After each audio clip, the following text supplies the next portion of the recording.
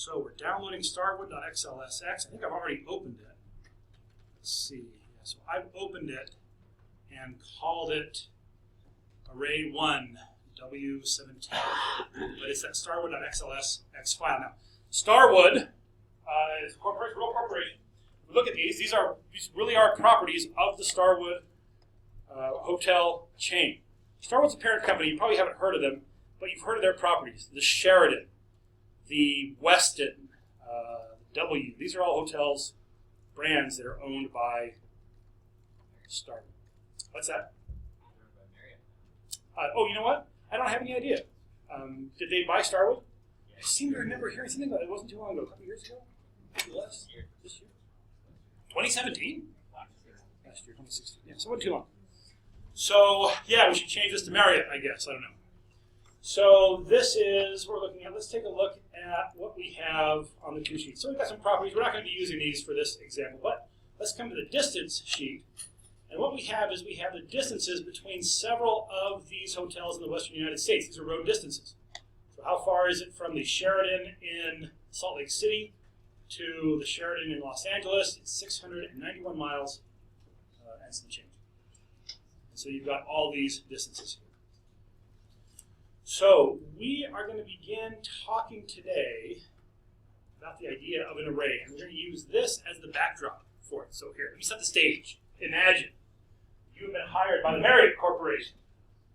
And they're saying, we just bought this Starwood chain, and they've got problems. And we've got to figure out which of these we're going to fix, and which of them we're going to close. And so, glad that you're hired. Nobody knows that you work for us yet. And so, here we are. You just graduated. It's April. You graduated. I want you to report to work September 1st. You've got the summer to go to all of these properties. I want you to go there. I want you to eat in all the restaurants. Go to the pool, the gym. Take notes about what's going on. Go to the masseuse. And get a feeling for what's going on right at these hotels and what's going on not so right at these hotels. About then time that you say, oh my heavens, what an assignment. I've got a family. Bring the family. We will rent you a luxury van. Take the family with you. What did you say, Winnebago? No Winnebago. You got to stay at the hotel. So, okay, you say, great. Well, what order do you want me to go to? You probably wouldn't ask that question. You'd probably figure it out. If he didn't tell you what order, it didn't matter. You're going to decide, okay, I'm going to figure out which order to go to these. Now listen, folks, you're in Provo. So let me give you the first step. You're going to start in Salt Lake City. Now, where are you going to go after that? If you can describe to me the route, what's the characteristic of this route that you think is most important? I want this route to be, and then fill in the blank. Yeah, we want this to be the shortest route possible. Why? Because every hour in the van with the kids is one less hour with the masseuse. Really? All right. So you want the shortest overall route. How are you going to do it? How are you going to figure it out? Any thoughts? How are you going to go about figuring out the shortest route? You got the distances between every hotel right here. It is given to you. How are you going to do it?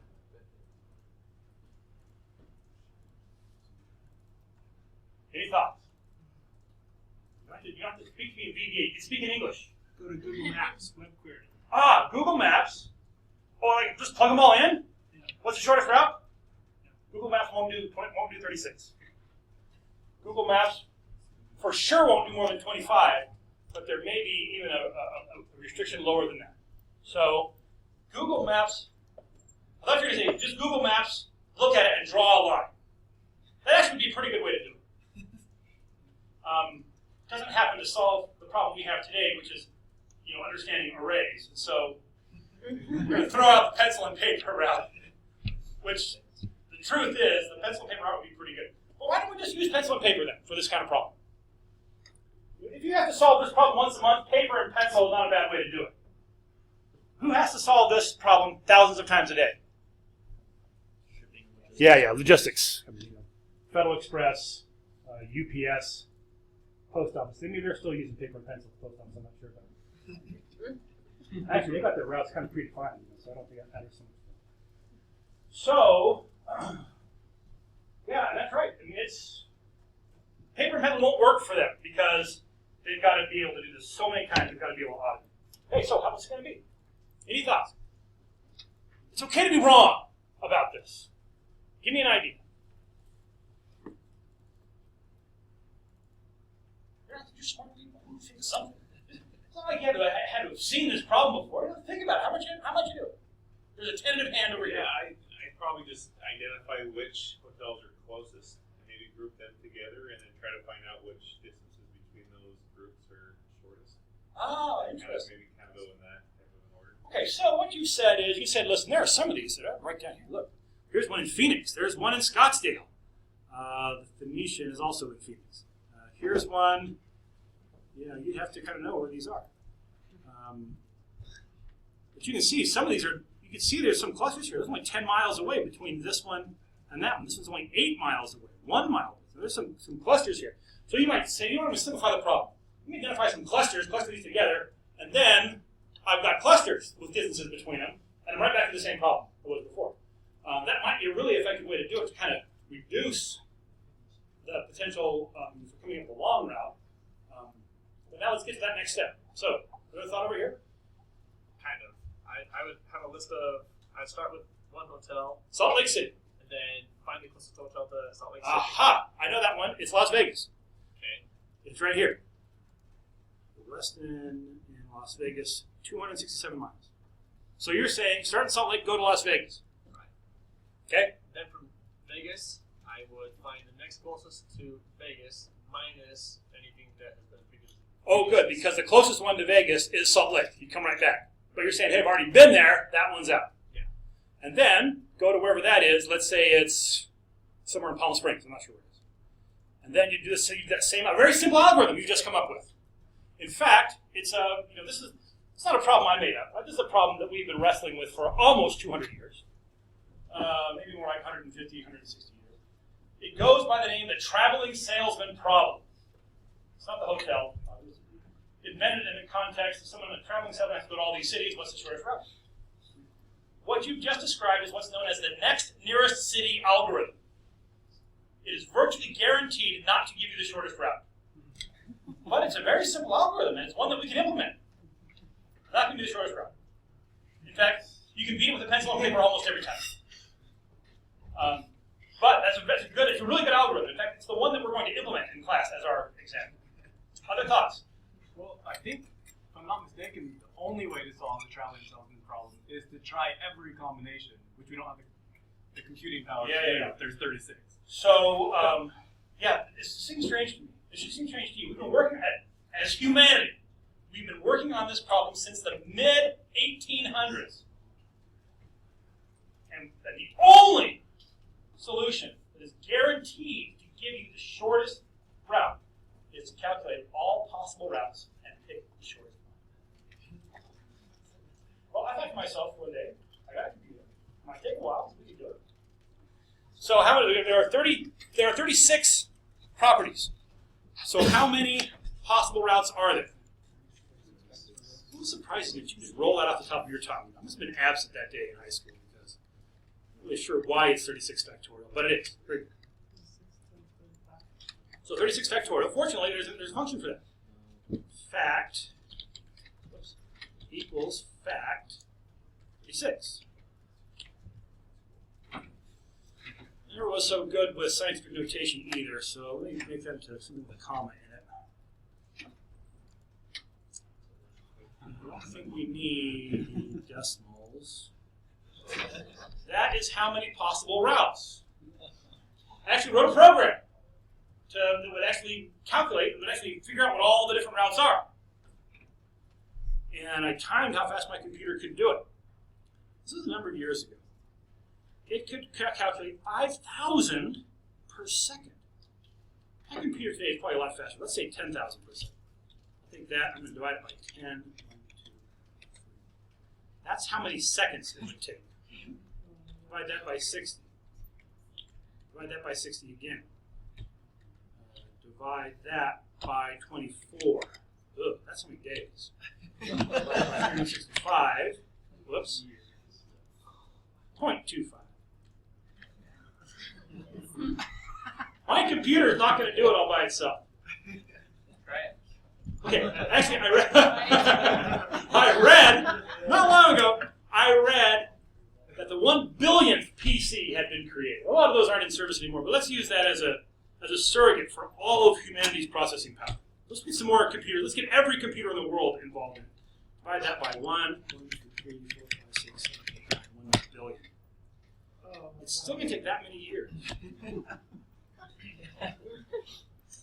At this point, you should realize you could drive the worst route faster than you could calculate the shortest route. Hey, what's the best scientific estimate for the age of the universe? Anyone know? You'd be surprised if you know this. What's that? 36 factorial. No, it's actually way smaller than that. It's actually about 20 billion years. Take this, divide it by 20. 1, 2, 3, 4, 5, 6, 7, 8, 9. And it is still 58 billion times as long as the universe has been in existence. For us to calculate this problem, if we dedicate all the computing power of humanity to solve it. We are not going to solve this and find the for sure shortest route. So, we're going to take the next nearest city algorithm. The nice thing about the next nearest city algorithm is a very simple algorithm. It's going to give us a pretty good route. Not going to be the best, but it'll be pretty good. So, shall we do it? Let's do it. As you might have guessed, we're going to use an array as we're building that algorithm. So, let me go ahead. Let's take a look at what it takes to create an array, and then we're going to talk about a little story from my history of programming. Okay, so here's array. Okay, what am I? Founding quotes. I'm going to close my founding quotes. Don't be confused by that.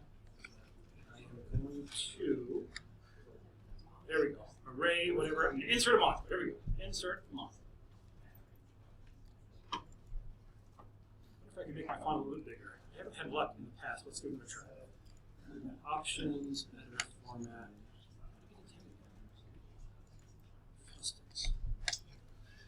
All right. I guess we're gonna have to work with that. If you need me to zoom in, let me know, and I'll zoom in to highlight some specific things. Okay, so we make a sub procedure. I'm going to call this sub procedure. I'm going to call this initialize arrays.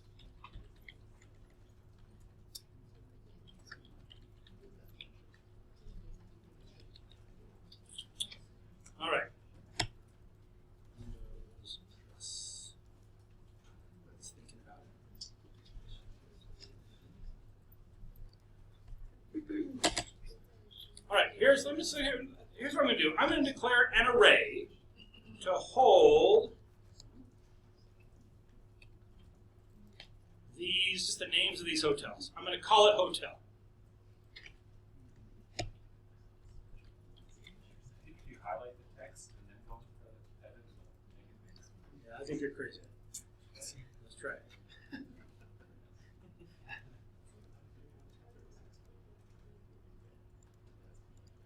Yeah, not happening. Really? Yeah, probably whether it's highlighted or not on yours, it works. It's supposed to just make it all go bigger. I don't know what's going on. Microsoft operating system, Microsoft program, Microsoft hardware. There's no one else to play. Okay, dim hotel as string. If I was just going to create a variable, that's how I would do it. Now, I want to create an array. Here's how I do it. It's very simple. Create a whole bunch of them. Questions? 35 is an arbitrary number. 35 is an arbitrary number. It happens to be how many we need to hold our hotel. Does it have to be exact? Stand by. We're going to come back to this. We'll talk about it in a little more detail. First, what I want to do, I want to tell you a story. I know you want to hear a story. I've already told you part of this story. Did I tell you about how my dad learned to be a programmer? My Uncle Jim's house caught on fire. I know I've told this story sometime this semester. I didn't tell it the last class. They'd never heard it. I didn't tell you this? No. 1979. My family was visiting Uncle Jim. He lived in a house in Salt Lake, a Victorian house in the Avenues. They had it split up into a couple of different apartments. They had a small apartment at the very top, and one of their renters fell asleep smoking. And the house on fire. I was, on that fateful day, I was sleeping in a room in the basement, some like 4 stories down. It's a huge house. And my father came into the room, opened the door. It's like 5 o'clock in the morning. He said, son, the house is on fire, and the firemen have asked us to evacuate the house. And then he moved on. That's what my dad was. I knew he was not joking. He wouldn't joke. In fact, he wouldn't joke about anything. So, okay, house is on fire. You got a house. Sure enough, we got a house. Fire trucks, spraying water on the house. And my father was a builder. Uncle Jim hired my dad to remediate the fire damage. Is that the right word? Anyway, to build this house. Yeah, so much money came from the insurance. They thought, we should add on a few more rooms while we're at it. And so we paid my dad the money from the insurance, and then also paid him by teaching the programs how our family got into computers. It's the late 70s. My wife's time is 1980. And so my dad became a programmer. He was a great builder. He was never a very good programmer. After my dad finished the house, Uncle Jim hired him on his company, and then shortly after that sold his company. And they both went to work for a larger company in Silicon Valley. So around 4 or 5 years, I lived in San Diego at the time. My dad would commute up to San Jose every Monday morning, and he'd come back Friday afternoon.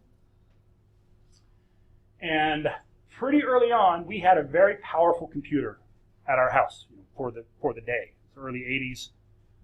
And I was learning to program. And on the weekends, when my dad would come home, there'd be various things to do. But every once in a while, I'd say, okay, ready to teach you kind of the next thing you need to learn in your life as a programmer. Now, I told you he wasn't a very good programmer. And he wasn't a very good teacher. And the combination at times was absolutely dreadful. This is one of those cases. I'm going to teach you about arrays. Actually, I just for my use, how many of you here already can use arrays? Where are we starting? I know I can. Every time I get a paycheck, I look at it and say, boy, I sure could use a raise. There's just not that many jokes. You've got to take them. You're too kind. That was a courtesy clap. Anyway, he said, I'm going to teach you about arrays. Today, your lucky day, you're going to learn about arrays. Great, Dad. Teach me about arrays. And he starts off by telling us, arrays are like pigeonholes. Now, I'm like 12. 13. I have never seen a pigeon and known what it was. Probably had seen it. I had no idea what a pigeonhole was. After about an hour of him trying to create this metaphor that I had no idea what it was, he switched metaphors and said, okay, you're just not getting it. It's like post office boxes. I had been to the post office 2 or 3 times, but I had no idea what a post office box was. A very short. Anyway, half an hour, 45 minutes later or so, I'm in tears, because I think I'm a moron. I can't understand it. I have no idea what he's talking about. My dad is practically in tears. He thinks his son is a moron. And went away that day having no idea what an array was. It was a bad day. So that's where we're starting. I'm telling you that story for 2 reasons. Number one, to remind myself that this can be difficult. And number 2, to let you know, this can be difficult. But you're in luck, because unlike my father, I am a really good teacher. So you're going to be getting this. What's that? What about programmers? I'm a good programmer. I'm a pretty good programmer. There are probably people in this room that are better programmers than I am. But let's take a look. All right, so here's the first thing. Talk about an array. And this is why I think arrays can be difficult to grasp. I can make a statement. I'm going to stand over here this morning. And I'm going to look out here. And I'm going to say, does this make any sense? My, what a nice array I see. Does that make sense? No. What would I have to change about that statement to make it make sense? My, what a nice array of people, students, desks, chairs, computers.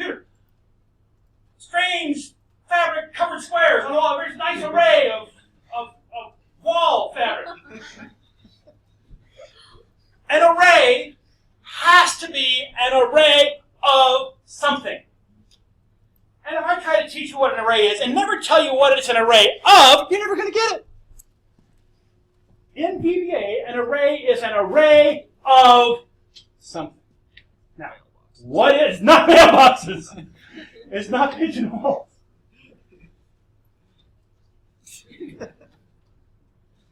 What's an array of? What do you think? In Excel VBA, when I say an array, and we talk about it, if you go on, I'll just say an array. Create an array. We won't tell you what to create an array because when you create an array, there's only one thing it can be an array of. It can only be an array of one thing. And so we don't tell you what it is. But when you're learning it, you should know what you're making. Any thoughts? Guess. What do you think it is? Cells. An array of cells. It's not an array of cells. Data. It's not an array of data. Objects. It's not an array of objects. Variables. That's what it is. What's a variable? Give yourself a pat on the back. It's a picture. Tell me what an array is. Two parts. Two things to be. There's two parts to an array. What to do a variable? What is it? It's a location in memory and a location. The value is not part of the variable. It's held by the variable. So it's a location in memory with a name. So that's what when we create a variable, we say some location in memory. We're going to give it a name. Together, that's a variable. So when I create an array, I'm creating an array of variables. That's why these two statements look so similar to each other. Here I'm declaring a single variable.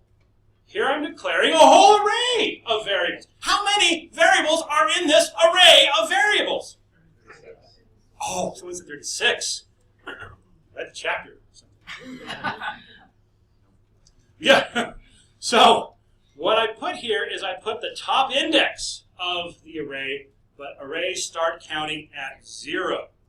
In most languages that I have experience with, what you put here when you're declaring an array, the syntax is a little bit different, but you put how many you want, and it would be numbered 0 through 34. In this case, you put the top index, it's numbered 0 through 35. So in this case, I've declared how many variables? 36 variables. Now, the way it really works in memory is the name that I've given here. That becomes now the nickname for one location in memory, the name, and then the number is an offset from that location. Arrays are contiguous in memory. When I say I need an array, it's a little clearer if these were integers. Let me do a different one. Dim route 35 as integer. How much memory does it take for a single integer variable? 2 bytes. You'll want to know that when you get a little closer to the midterm. The study guide will remind you about that. And so what this says, okay, listen, I've got an integer, I'm making a bunch of integer variables. Each one is 2 bytes, and so the nickname for the memory address goes to the beginning where that memory is, and the first 2 bytes are the number 0 spot in that array. The next 2 bytes are the number 1 spot in that array. The number 2, and this memory really is contiguous. It's all right lined up together. It's one of the reasons that arrays are neat is because Excel can access that memory very quickly because it doesn't have any seek time. It's just, it's right there. It knows exactly where it is. So, that's what I'm declaring. So now the name, if I was to actually put a value into a location in memory here, let's say I'm going to put the names of these hotels in. Here's how I refer to it. If I'm going to comment this out because I can't have both an array with the same name and a variable with the same name. So hotel, I got to tell which one I want. Number 0 equals, and then I'm going to put in it, let's go ahead and do a few of these. I'm going to put number 1, number 2, number 3. Now I'm actually going to I'm going to pull these values in.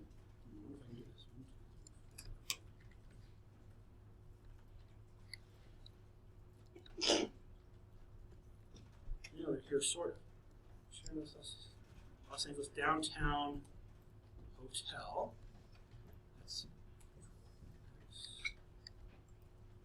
That's the first one. So I'm just trying to put the names of these hotels into this array.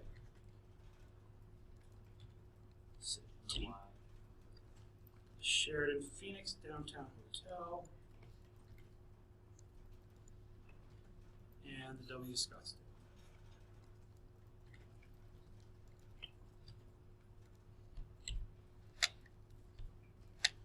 So, in a sense, this is not all that different from me doing something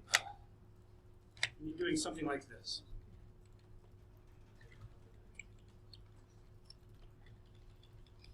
Declare hotel 0, hotel 1.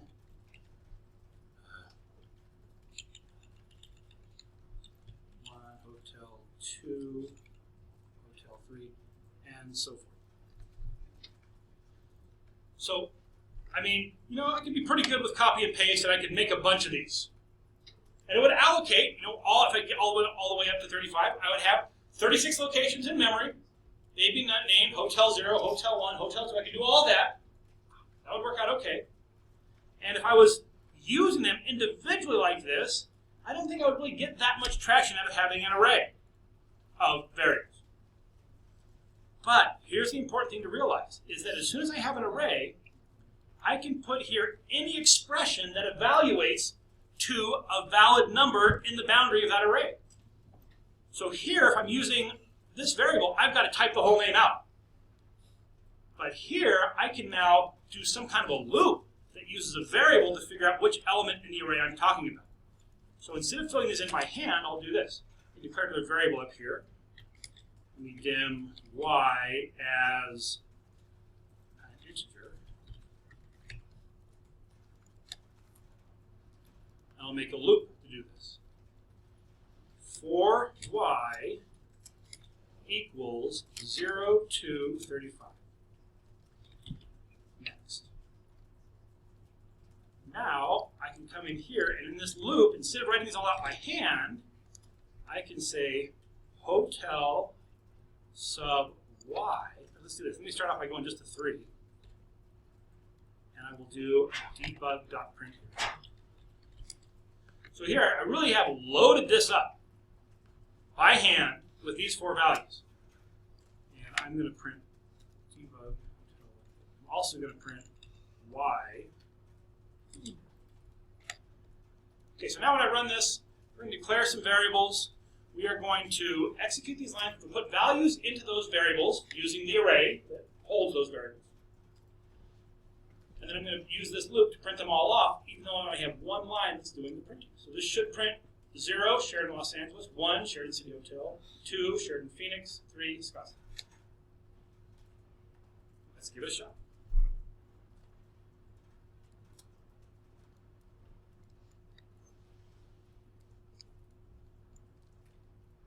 Delete what we had up there before. And that's what we got. Looks pretty good. Okay, so now you see that we can have multiple variables, all with the same name, but now to identify the individual variable, I have to supply an index to be able to get to it. You see it? All right. How many are looking at this and going, arrays? Not too bad. How many are going, yikes? Can you tell me more like pigeonholes or something? Okay. So, the whole power behind arrays is that we can do this little trick right here. So instead of having to load these variables up one at a time like this, I'm going to go ahead and just comment this out. Where's my comment? And instead of printing this, well, I'm going to go ahead and print it. We'll print the whole thing off 35. I'm going to create a copy of that loop. And we'll use this to load it. All right, so I am going to put a value into, so the first time this line executes, y will be 0. So I'll be doing a line very similar to this. Hotel sub 0 is going to equal, but I want to read it off the worksheet. So, let's take a look. What expression am I going to need? Well, let's do this. I'm going to declare a variable to refer to that sheet. So let me dim, my sheet's called distance, so I'll dim D as a worksheet. And then let me go ahead and initialize that. Set D equal to worksheets distance.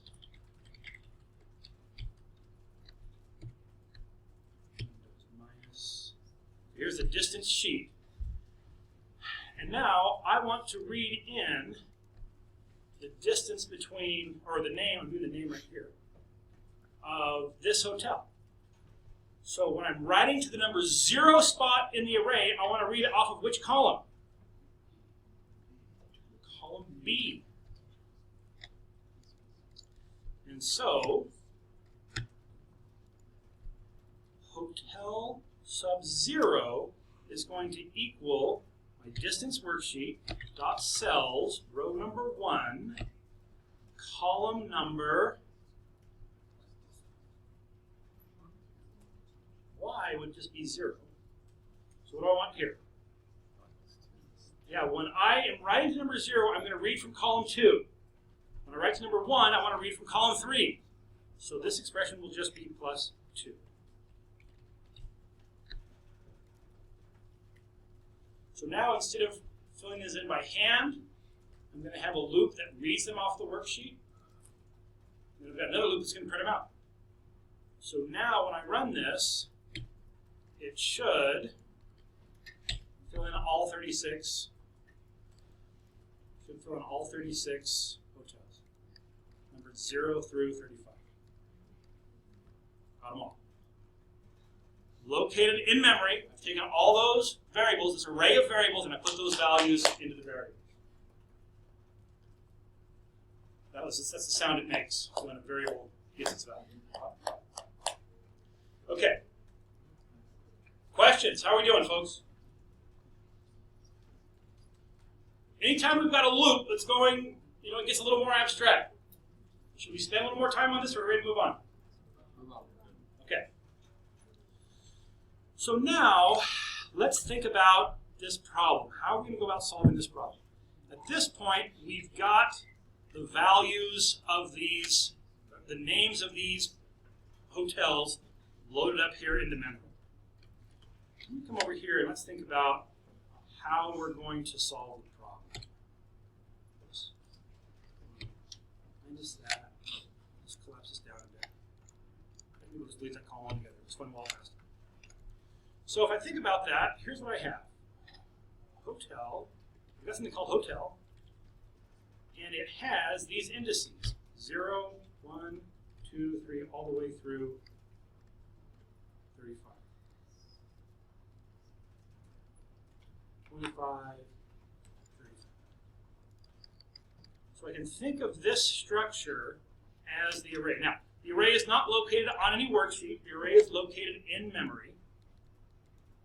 But let me just kind of draw that in and think, here is my array. And so I have put, maybe I'll just go ahead and populate that. So these are the values from the worksheet. I'm just going to put these over here so we can see those values.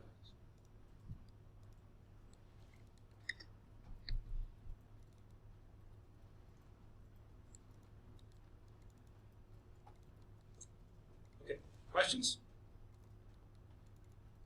This is what this thing looks like in memory. Now, ultimately what I have to do is I've got to come up with a way to represent the route that we're traveling. And so, as you may have guessed, I'm going to use an array for that as well. These are kind of long. What do I'm going to do? I'm going to make this so it doesn't wrap. Control 1. Alignment. Wrap text. Not wrap text.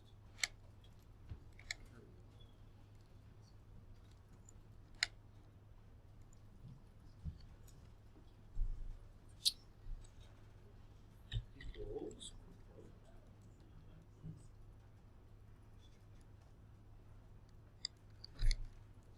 So now I'm going to need for myself here make another array. In fact, it's going to look a lot like this one. What's that? Another? I need another raise Need another arrays too. Yeah, I'm feeling it. This one I'm going to call route.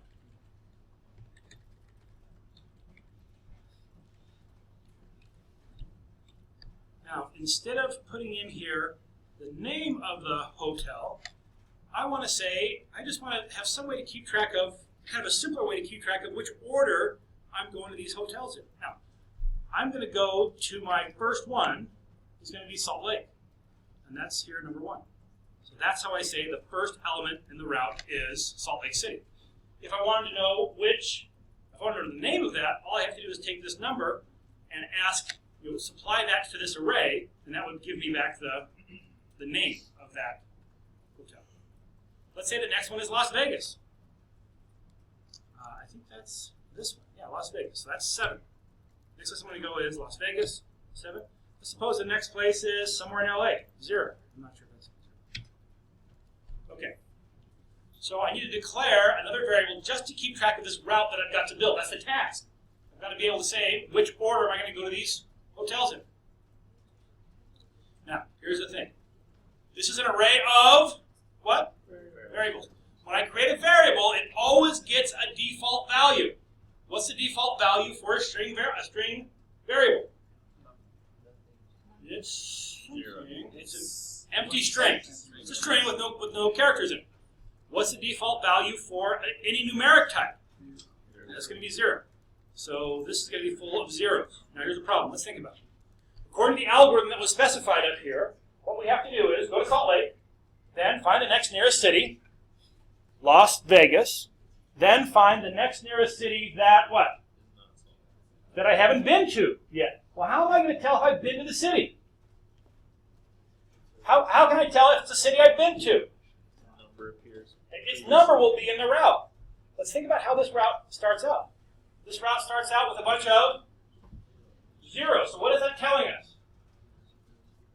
It says we have already been to the Los Angeles one. That's a problem if we let it start out with 0. So when we create this route array, what we're going to do is we're going to say we've got to have some number that couldn't possibly be one of our hotels.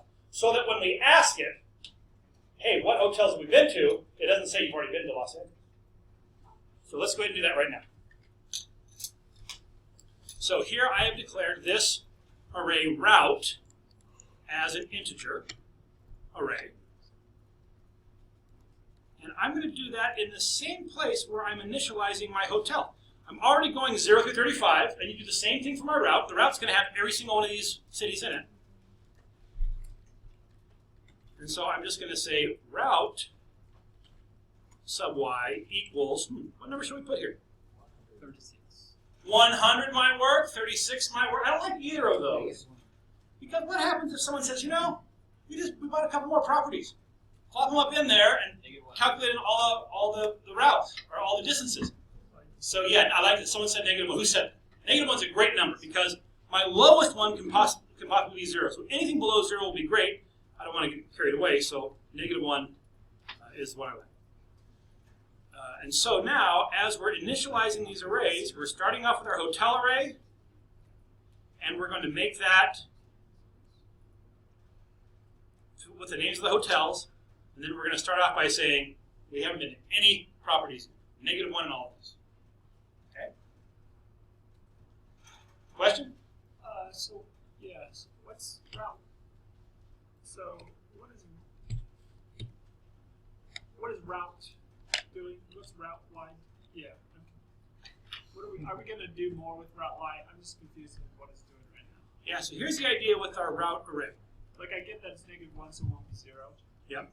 So that makes sense. I just don't get what it's doing. What do we hope to do? What do we hope to accomplish? What it's doing right now, in the future, I assume we're going to build an algorithm so that it will execute the code we want it to. I don't know. What are we doing? Ultimately, this is what we're going to have happen. Here's what we're going to say. We're going to start off by saying, hey, let's start in Salt Lake City. The index number for Salt Lake City is 1, and so we're going to say that's in the 0 slot of our route is number 1. That says start at Salt Lake. Then we're going to have an algorithm that says, what's the next nearest city to Salt Lake that we haven't been to? So it's going to have to say, all right, find the next nearest city to Salt Lake, and it's going to say, have we been to that one? And to find out if we've been to it, it's going to look through all here. It's going to find a 7. It's going to say, aha, the closest city is Las Vegas. It's this 7. My question is, why is that variable in the for loop for the hotel? So, yeah. Why don't we just make its own for loop? Oh, we could. Yeah, the question is, why not do this?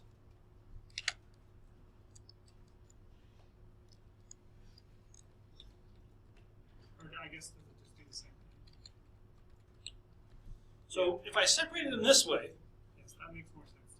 then we would execute these lines. We would say, all right, let's make y equal to 0, and then execute this line. Hotel sub 0 is going to get a value. Then make y equal to 1. Hotel y is going to get a value. Then hotel 1. Hotel 2 gets a value. 3, 4, 5. Go through and load up the hotel array. And then we're going to load up our route array.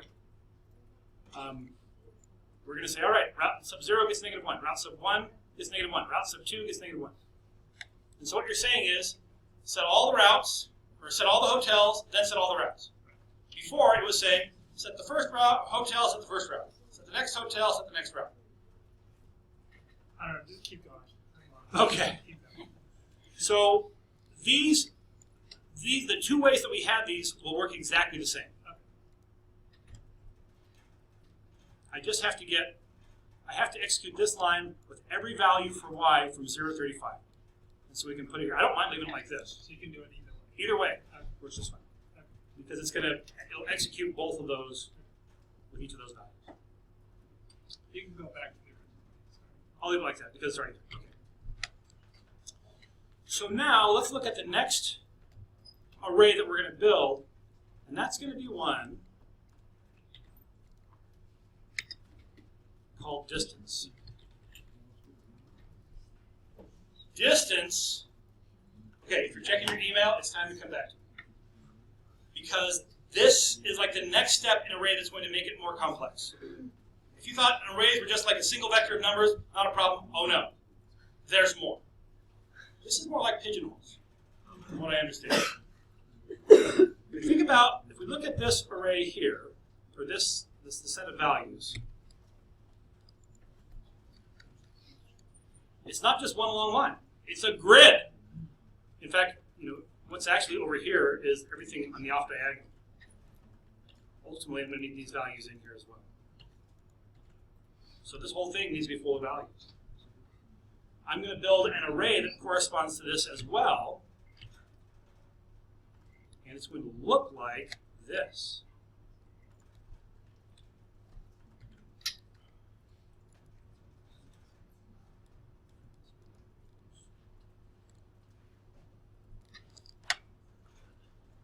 Yes, it's a two-dimensional array. And what am I going to have in here? I'm going to have those same numbers. I'm going to have 0 on the diagonal. So that's the distance from the hotel to itself. I'm then going to have 691.13 there. I'm going to have whatever the next distance is here. I'll leave the decimals off. 374 and 653. 374, 653. This is going to be full up with all of those same values.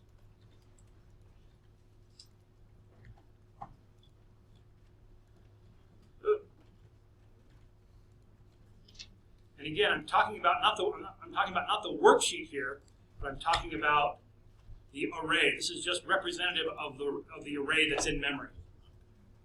Okay? First of all, could I solve this problem actually just using a worksheet? Totally. I could totally solve this whole problem just using a worksheet. That's just because I'm doing this programming language in Excel and there happens to be this worksheet handy. In fact, when I was first designing this class, I thought, maybe we don't need to learn about arrays. Ultimately, I decided it was important for two reasons. Number one, you can be a very competent programmer. You can solve this kind of problem without the array, no problem. It wouldn't run as fast, and the code wouldn't be as elegant, but still you can do it. So why teach you about arrays? It's a painful thing. There's two reasons. Number one, at some point, in fact, almost everywhere you go, from this moment on, you will be the VBA expert, wherever you are. And I guarantee you, this will happen to you. Yeah, that's scary. This is going to happen to you. If you ever tell anyone that you do VBA, you don't keep it a secret. You get assigned a worksheet, you finish it overnight, it's supposed to take you a week. How did you do that? Just fast on the fingers. Once they know you do VBA, this is what's going to happen. 2 years ago, we had an intern from somewhere, maybe BYU, maybe somewhere else. They wrote this great thing in VBA. About a month ago, it quit working, and none of us know why. We need you to fix it. And so all of a sudden, it's not just you figuring out how to build something. You got to understand what somebody else wrote, and that is a different game altogether. And arrays are very common, especially when you get some retreaded programmer from another language who comes over to Excel because they don't naturally think, oh, I can just use the worksheet for that. They go, oh yeah, let me use an array because arrays are in every other language. They know how to use arrays. And so number one, you're going to have to see, you come across arrays in other people's work that you have to understand. Number two is that there are, once you get to working with user forms, like making forms, pretty boxes, drop-down lists and everything, there are some properties in there that are actually, the property itself is an array. And I'll need you to understand that. So that's why we kind of have to, why we have to do this. Okay, so let's see how to declare this multi-dimension array. It's not too bad, but it's not especially intuitive. So I'm going to take this, I'm going to call this one distance. And I will give it 2 dimensions. And this one will be as a single precision floating point number. We've got those decimals. So now, if I want to populate a value into this array, I need to supply 2 indices. You can think of it as a grid. You can think of it as a row and a column. So if I want to put a value, let me come down here before I'm printing out. We'll fill this in here. Distance.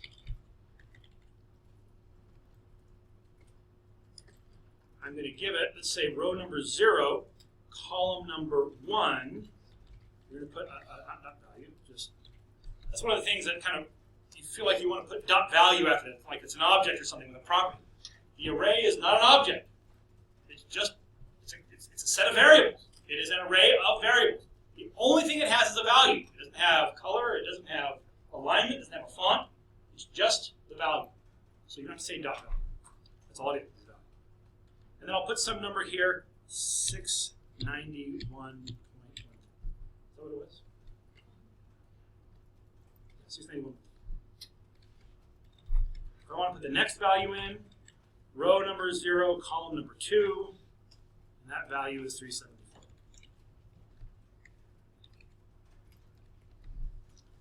As you may have guessed, we can fill that using loops as well. And we're about to do that. Because the question was asked in the last class and I covered it, I want to go ahead and cover it right here as well. And that is, what happens if we don't know that we need 36 variables in this array? What if someone's going to come and add another column and put all the values? We want this thing still to work. To do that, we have to create what's called a dynamic array.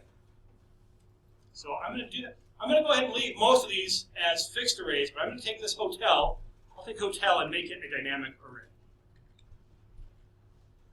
So here's the thing. All of these dim statements, these are not executable code.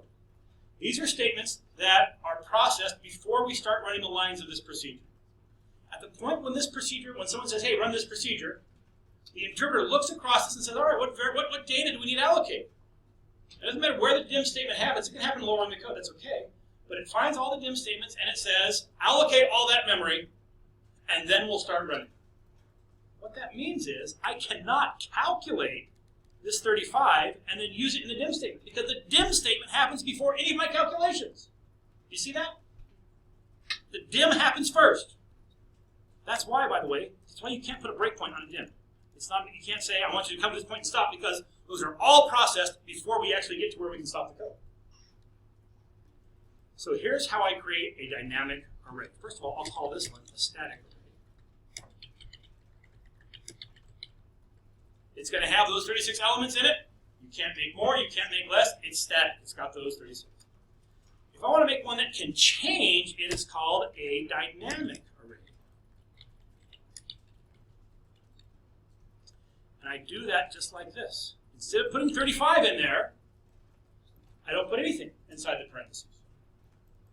I'm telling the interpreter, all right, interpreter, I'm going to need some variables. And it's thinking, well, how many do you want? I don't know yet. I'll tell you when I'm good and ready. You just get ready for it.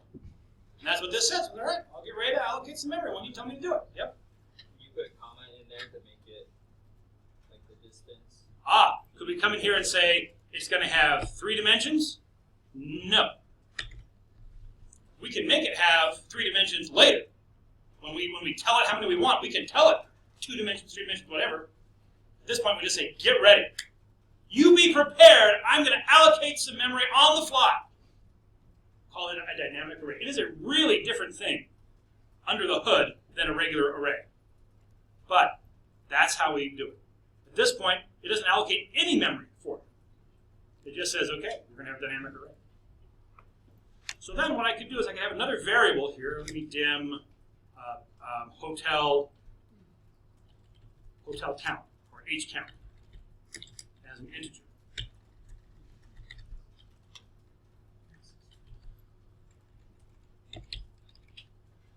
And now, come down here. After I set my sheet, what I'll do is I'm just going to figure out how many hotels there are.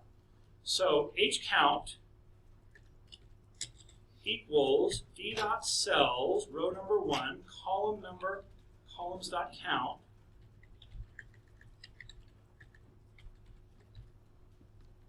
dot end xl to left dot column. Okay, so that will give me, on this one, it will give me 37, and what I want from n hotels is 1 less than that, so minus 1. So I'm just gonna run this code to that point. Do you have to have this H count thing? So for the dynamic array, we have to have no. We need to do something. We need to do something to get ready to do the next thing that I'm about to do. I've set this up in a variable so that my next line can be pretty compact. But yeah, I could have this expression is going to be the expression that I want. That tells me how many hotels I want. I can just use this everywhere.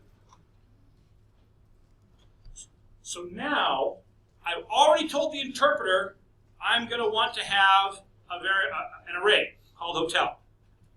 Now I've calculated how many elements I need for it. Now I can tell it how many I want. So here I'll just say dim hotel, and then in parentheses, H count. Now, trouble is, dim, that's like a dim statement. This would try to get processed before we start running. That's when dim statements happen. So it's not really dim, it's redim.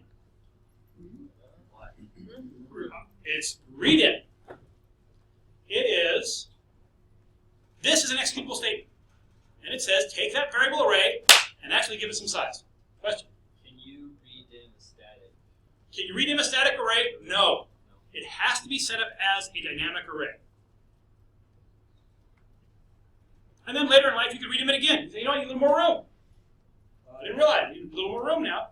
You could redim it again. So in this case, our code should still work. So let me stop this code. Stop. I should be able to run this, and it should still go through and still print out all of these. I've converted that static array to a dynamic array. And it still now works just like it did before. The only difference is, instead of starting it off with 35, I said start off with none, figure out how many we need. Oh, I redim this to how many elements are in this array? 37, yeah, because hotel count's 36. And so I probably want to redim this to hotel count minus 1. And that will give me the 35, so I've got just those 35 elements, those 36 elements. Question? What kind of issues would you see if it had too many?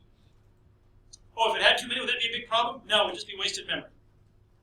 So if I declared it to 36, and then I only ever worked with it, 0 through 35, I would probably never even know. I'd probably never realize I made that mistake.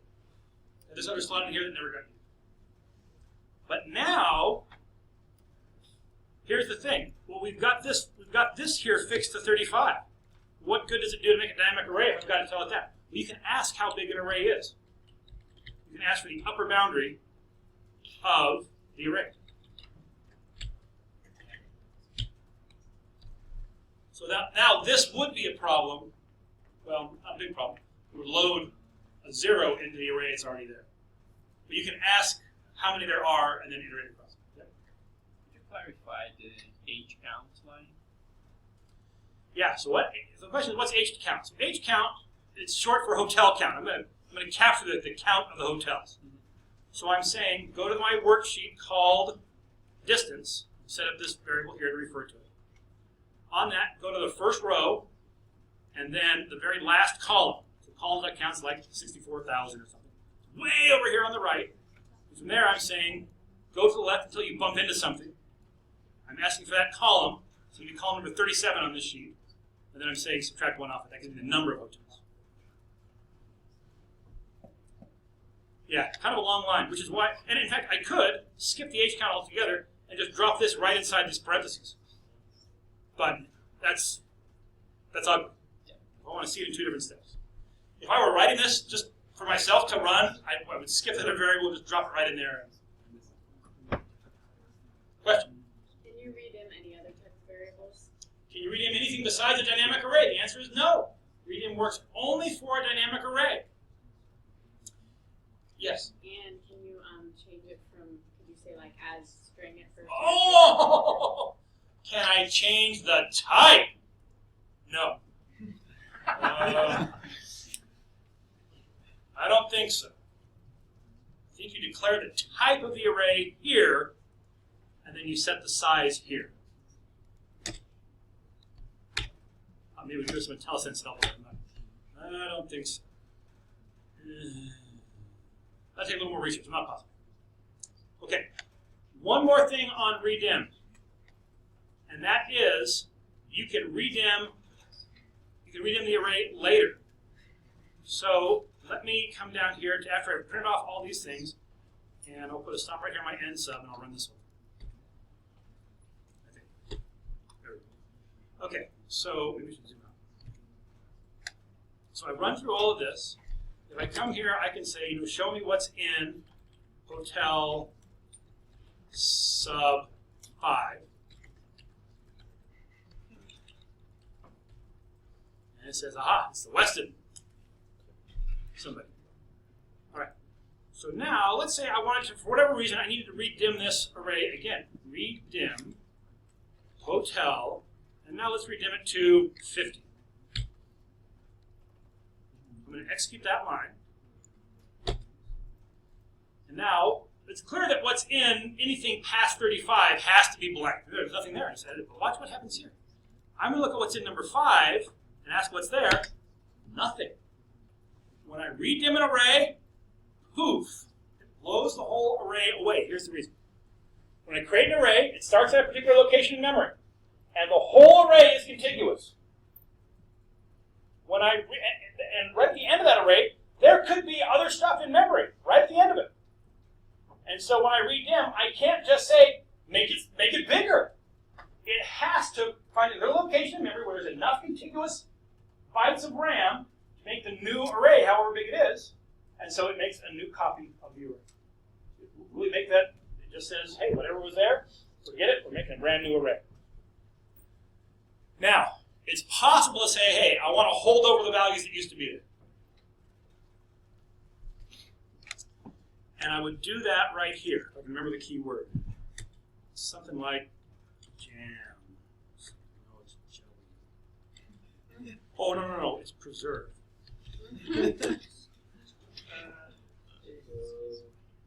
So now this says, hey, we want to redim it, but preserve the values that are there. So let me run this again. I'm going to stop right here. We're going to run this again. And again, I'm going to look here at Hotel 5. It's got the Westin in it. I'm going to run the redim. And look at Hotel 5 again, and it's still there. So it got preserved. It didn't really get preserved. I had the old array here. It said make a new array, put it somewhere else, and then copy all the values from the old array into the new array. Sometimes there'll be bad code that someone has written that says, well, I don't know how big the array has to be, so as I'm reading through this data, I'll just make it one bigger each time. And so it'll say, here's the first one, read the value, put it in, redim the array, put the second value in, redim the array, put the third value in, and each time I make it bigger, I have to copy all the existing values over again. If I'm doing just like 30, I wouldn't notice it on like 35 values. If I got 3,500 values, that will be a noticeable delay. You're much better off having a line before that says figure out how many I need to do, set it to that size, and then work with it, rather than incrementally extending that array. All right. I think that was all I wanted to talk about dynamic arrays. Ultimately, if I was doing this as dynamic array, I would make them all dynamic arrays. But for simplicity, I'm going to leave the others as static arrays. Okay? All right. The only array then that we have to do is our distance array. Let's go ahead and get the distance array populated. As you might have guessed, this one's a little more complex. So we're gonna kind of start off in baby steps. So we're going to do the same thing that we had for our route. So we'll go 0 through 35. Okay, so now let's do this. I'm going to say, let's do distance. Sorry, is this within the loop? Or? Yeah, we're still inside the loop. We're just before we've got the loop at the end that prints. I'm sorry, we're inside the sub-procedure new loop. So I'm going to say distance sub 0, y. What I'm going to try to do is I'm going to try to fill right this area right across here in my array by reading the analogous positions off that worksheet. So I'm going to go, this is equal to, let's see, D subcells, row, comma, 2, column y plus 2. Let's just think about that. So the first time through, we're going to be writing, y will be 0, we'll be writing to our 0, 0 position, upper left-hand corner of the array. And I'm reading from row number 2, column number 2 to get my first number. Is that the right place to look? Row number 2, column number 2, I'll be getting that zeros. When I read an empty cell into a numeric variable, it says it's a 0. That's what I want. Then I want to read row number 2, column number 3 the next time through. So then y will be 1 the next time through. So I'm writing row 0, column 1, reading from row 2, column 3. So that will read that whole first set in. I'm going to run it to that point.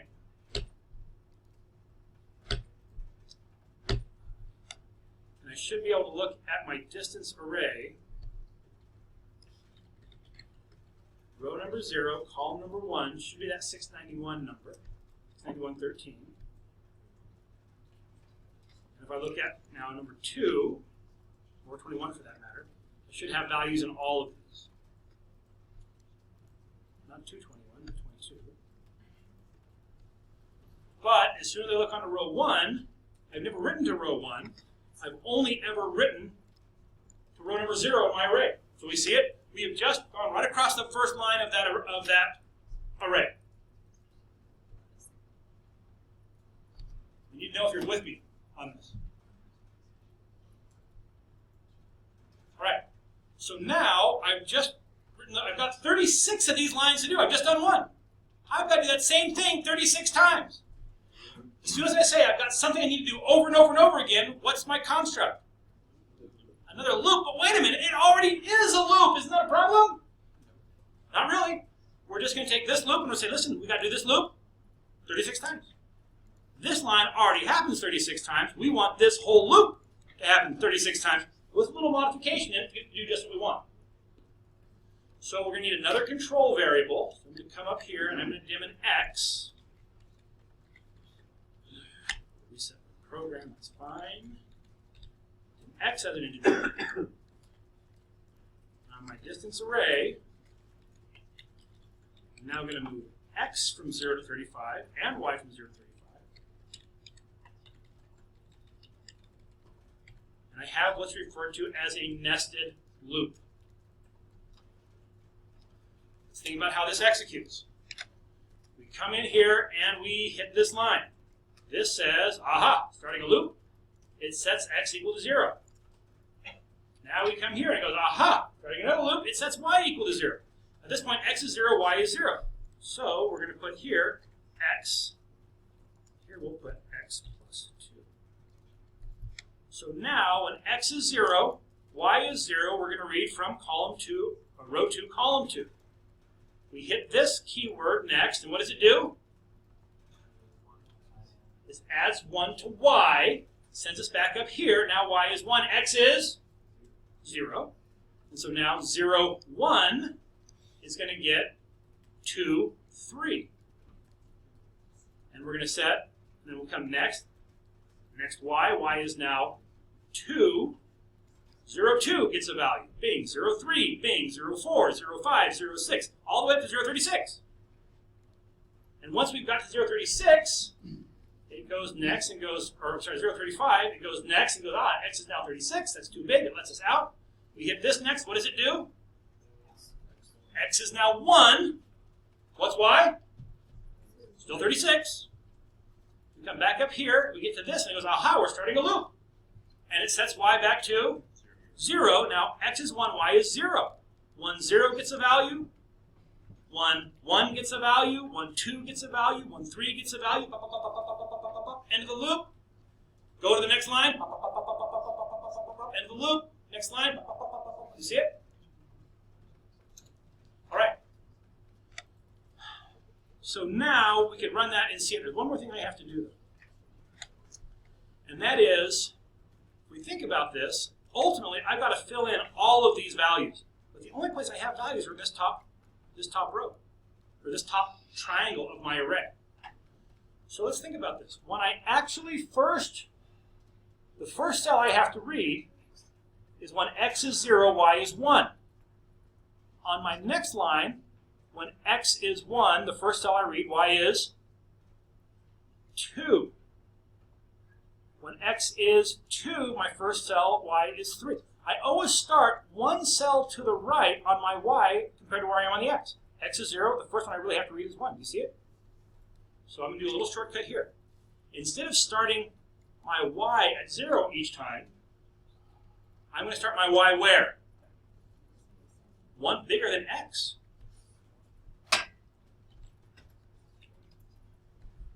So when the first time through x is 0, my y is going to start at 1. And that'll be the first one I read. When I get to the next row, x is 1, y will be 2, the first one that I read. Got it? First one that I write to. Last thing. Whenever I write, so here is, whenever I write to 0, 1, I want to put the same value where? 1, 0.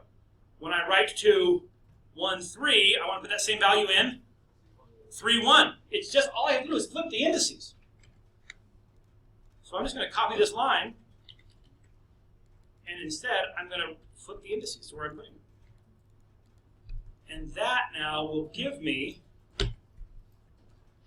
my array fully qualified. 122 has a value there. 22.1 has the same value. And so we have populated that array with all of the values. So now when I look across one row, I've got the distance between that city and the whole rest of the cities. Or one column, I've got a distance between that city and the rest of the cities. That'll be really handy for me when I have to figure out what's the next nearest city is. Questions? Yep. Could you just say distance yx equal distance xy? Ah, yeah, so could we put this here? Yeah, after this line, these two expressions are the same. So I could put this down here, and that would do the same thing. So I'm reading the value into the array here, and then here I'm saying, well, just look at that same location that I just wrote to, and pull it off of here. This is probably marginally more efficient to do it this way. Okay, how many of you are thinking, yikes, these arrays are pretty difficult? A few of you, yeah, this is tough stuff. We're spending 2 days on it. And so we've now got the problem set up. We've got our arrays built. When we get together tomorrow, we'll be writing the algorithm that uses these arrays. We'll figure out how to calculate that route. So you've got something great to look forward to. Thanks for coming today. Class dismissed. You're too kind.